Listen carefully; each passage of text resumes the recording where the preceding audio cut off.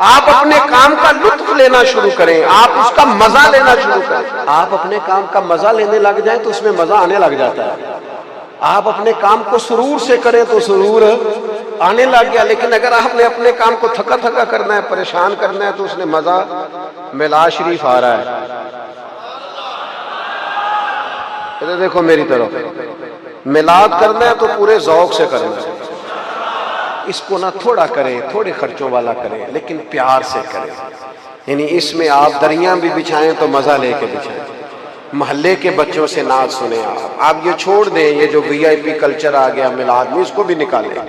آپ اپنے بچے سے کہیں کہ وہ قصیدہ بردہ شریف پڑھے، ہو گیا میلاد شریف کا، لیکن اس کا ذوق اور اس کا وضو اور اس کا حسن نہیں کسی جگہ بھی کمزور ہونا چاہیے۔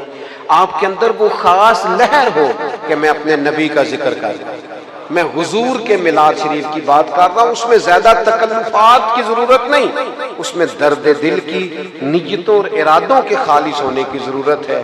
بڑا ذوق ہو، بڑا شوق ہو، بڑا پیار ہو۔ یکم ربیع الاول سے لے کر 12 ربیع الاول شریف تک کم از کم ہر نماز کے بعد 100 بار درود پاک تو ہونا چاہیے۔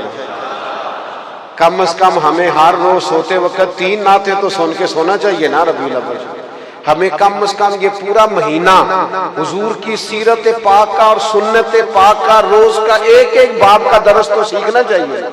حضور کھاتے کیسے، بیٹھتے کہتے، حسن تکلم کیسا، حسن گفتگو کیسا، لوگوں سے معاملہ کیسا، اخلاق عالیہ ہمیں سیکھنا چاہیے۔ اور اس ماہ مبارک میں ہمیں عملی زندگی اپنی میں وہ چیزیں نافذ کرنی چاہیے جو ہمارے رسول پاک نے ہمیں عطا فرمائی ہے۔ اللہ تعالیٰ غلامی رسول والا میلاد منانے کی توفیق عطا فرمائے۔ نیک عمل کا فائدہ مومن کو ہوتا ہے، کافر کو نیک عمل کا کوئی آخرت میں فائدہ نہیں ہوتا۔ اللہ فرماتے ہیں کہ جس طرح پہاڑ کے اوپر ریت پڑی ہو تو نہ تو اندر جا سکتی ہے اس کے، مثال دیکھیں کیسی شاندار، پتھر پر پہاڑ پر ریت پڑی ہو، بس ذرا سی ہوا آئے گی تو وہ، یہ ان کے اعمال ہیں۔ ہمارے ہاں روز مثالیں دیتے ہیں کتنے اچھے ہیں جی وہ، کتنے سیانے ہیں۔ اور بھئی اچھا وہ ہوتا ہے جس کے دل میں رسول اللہ کی محبت ہوتی ہے، جس کے لبوں پر ایمان کی بات ہوتی ہے، وہ اچھا ہوتا ہے۔ یہ کیا بات ہوئی، کفر اندر رکھ کے کو جتنے مرضی اچھے اعمال کرے، اس کا کوئی عمل اسے فائدہ نہیں۔